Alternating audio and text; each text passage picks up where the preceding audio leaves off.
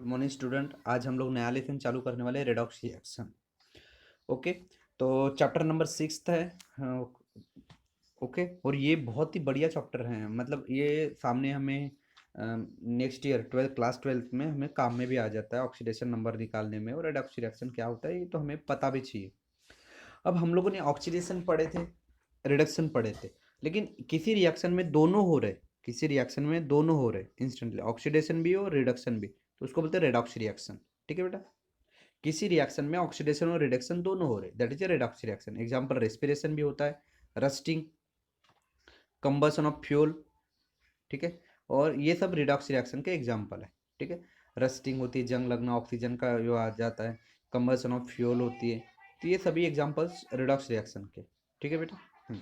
अब classical idea of redox reaction कैसी है, रेडॉक्स रिएक्शन का क्लासिकल मतलब कैसे क्या आ गया। अब तुम लोगों को पता होगा कि हम लोग किसी कार्बन को ऑक्सीडाइज करें, मतलब रिएक्शन विद ऑक्सीजन, कोई कार्बन का कंपाउंड लो और उसको ऑक्सीजन में रखो, तो सीधी सी बात है वो जलेगा और कार्बन डाइऑक्साइड नाम की चीज एक गैस निकालेगा। ठीक है बेटा, तो ये कार्बन ऑक्सीजन के साथ ज्वाइंट हो गया, देखो ऐड हो गया, that is addition of oxygen, इसको कार्बन डाइऑक्साइड बोले। अब कोई मेटल है, जैसे यहाँ पे मैग्नीशियम मेटल है, और उसको ऑक्सीजन के साथ मैंने रिएक्शन करवा दिया, तो वो क्या बनाएगा बेटा, MgO, मैग्नीशियम ऑक्साइड बनाएगा। बैलेंस करवा दोगे तो 2 आ जाएगी। ठीक है, तो ये हो गया।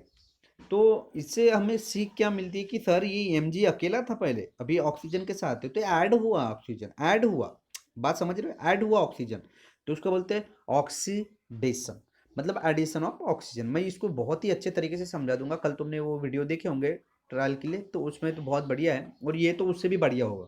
ठीक है, ऑक्सीजन।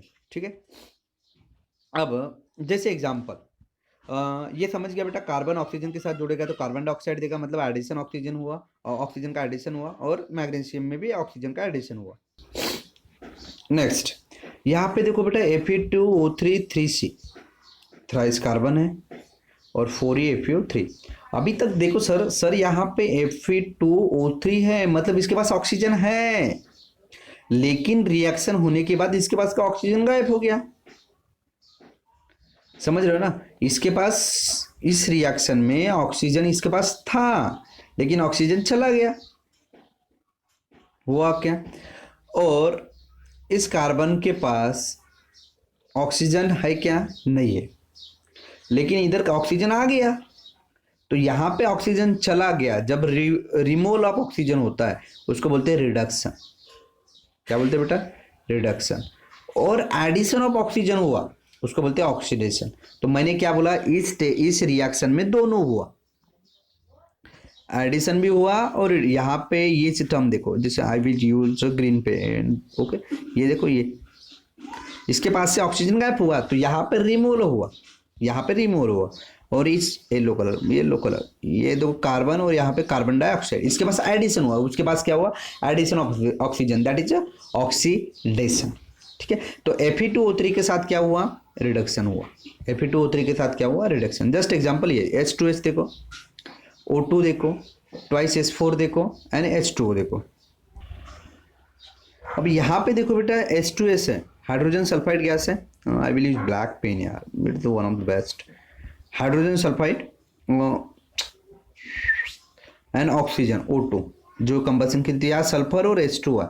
अब यहाँ देखो हाइड्रोजन रिमूव हुआ, हाइड्रोजन यहाँ पे देखो, यहाँ पे हाइड्रोजन है, लेकिन इस सल्फर भैया के पास हाइड्रोजन नहीं है, तो रिमूव हो गया, हाइड्रोजन चला गया। तो जब भी हाइड्रोजन रिमूव होता है उसको बोलते हैं ऑक्सीडेशन, उसको क्या बोलते हैं, ऑक्सीडेशन।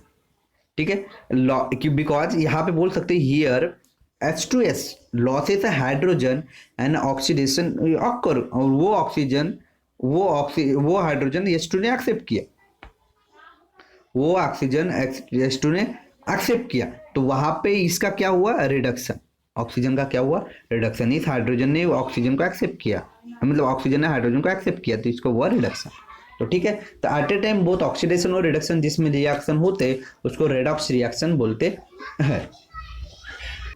मैंने बोला था H2S लॉसेस हाइड्रोजन, तो वहाँ पे ऑक्सीडेशन हुआ, और वहाँ पे वो भैया ऑक्सीजन ने हाइड्रोजन को एक्सेप्ट किया, तो उसको रिडक्शन हो गया।